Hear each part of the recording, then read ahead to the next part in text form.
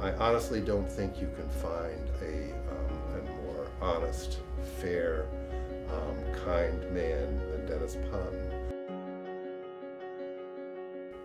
I cannot say enough about Dennis Ponton's skill, professionalism, and care and concern for all of us.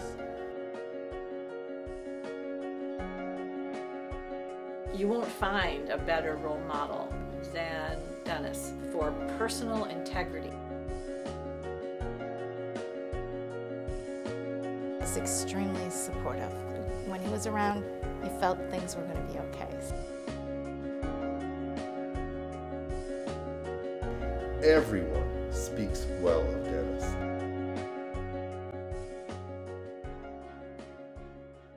Well, I remember him when he first started because I was a reference librarian. And he used to come in and do a lot of research at the card catalog. And he was very quiet, but he always smiled.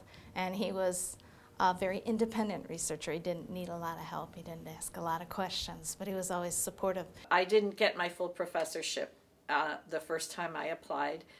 But when I didn't get that opportunity, I did ask if Dr. Ponton, if the campus would sponsor me to send me to a management development program that they had at Harvard. And that year, Dennis agreed to sponsor me. So I was really the first chair that went for the campus to the Harvard Management Development Program. And I don't want to say it changed me forever, but I would say that it certainly did provide an excellent support for my eventual leadership plans. But he did that, and I think that was a way of his saying, I do appreciate you and I know your work. In 1999, we had a big storm here in November, and a bunch of us were kind of stranded in Claudel Hall. We ended up sleeping overnight here at the campus. So what we did was we called Dennis and told him that about 12 of us were in Claudel Hall, and the next thing you know, he bundled himself up and walked over from Cleveland Hall over to Claudel Hall just to check on us and to make sure that we were all right and had everything we needed, and that we would be warm and safe for the evening. So I think that little story really tells you a lot about the kind of person that Dennis Ponton is. We're both tennis players, and the campus has a fundraiser each year, the Golf and Tennis Classic. So there weren't many of us who played tennis. There'd be some years 8, some years fewer, and Dennis and his wife Libby are champion tennis players. They're very, very good, but you didn't choose your partner. They would just mix it up so that the games would be decent. And I often played mixed doubles with Dennis. I was his partner. And whenever I was his partner, I would cause him to lose. But he was very gentlemanly about it, and he didn't care about winning the trophy. I felt a little bad. We met when we were about 11 years old. We grew up in a small coal mining town in southern West Virginia, and we happened to go to the same church in that little town, and that's where we first met. And we got married in '66. I think one of the things that stands out to me, especially since he's retiring now, is how good he was at separating work and home. When he came home and when he was with us, he was so completely there and so completely involved in what we were doing. There's so much about Dennis that not only I, but everybody loves about him. One is his sense of humor. He's got a marvelous sense of humor. He can come up with the neatest little quips. He just keeps me in stitches all the time. And that's one of the things I love most about him. And I'm sure anybody at Buff State that knows him very well would attest to that. You know, the other thing I would say about him, especially to people who work with him, is I don't know if they know how goofy he really is. So, one thing that I have always remembered was back when the movie Ghostbusters first came out, his fascination and identification with the Stay Puft Marshmallow Man. I think he had like a little stuffed Marshmallow Man, and he would imitate the Marshmallow Man. He's somebody that I could just be very comfortable with. I didn't have to pretend that I was somebody different from who I was. I could just relax and enjoy being together with him. And he just made that so easy.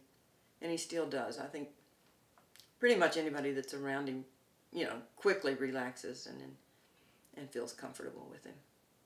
He really enjoyed accomplishing certain long-term tasks, long-term projects. When you're in administration, you don't get rewards every day. It's not like a reference librarian helps a student, wow, that feels good, I helped the student. You work on something and 5 or 7 years later, the building is opened or the new lab is finally unveiled. It took us years to build the communications television studio, for instance. But every time we'd cut a ribbon or something like that, Dennis was always there, and he had a sense of accomplishment that you could see. He's very modest and quiet, but you can just tell by his smile how much he appreciates all the work that has gone into moving the campus forward. And he was always interested in moving the campus forward and keeping it steady. I think his time at Buffalo State has been such an important part of his life.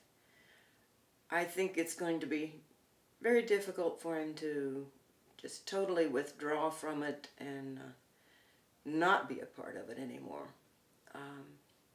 It's an important community-based school, and I think he feels like he's been a really important part in the growth of the school and helping it become what it is today. And I'm so proud of what he's accomplished in his job, his career, but also what he's accomplished as a person, as an individual. The character that he has, the integrity that he has.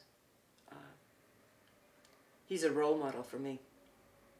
It's no accident, you see, that I see our dear Dennis Ponton very much like Albus Dumbledore, who was a great man, who was a wise man, who was a patient man, who was able to command great magic while he was also incredibly grounded in the life of his students, and he was a fierce advocate for his faculty.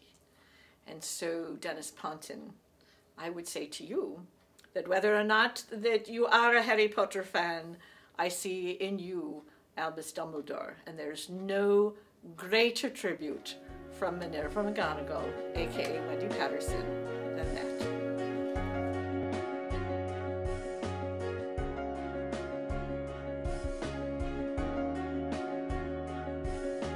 Hope that he and Libby enjoy a long and happy retirement. I want to thank him for the amazing support that he has given us. He has been the most steady and reassuring provost. A wonderful retirement. Dennis, we're going to miss you. We wish he and Libby the very best in retirement. We will all miss him very, very much.